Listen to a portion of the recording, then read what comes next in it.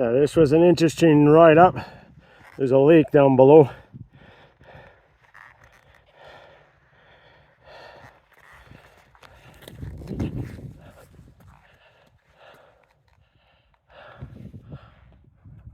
I'll see how far I could get on these power lines. I think there's a lake though below me, or a pond. I might not be able to cross it. We'll see. I'll keep going.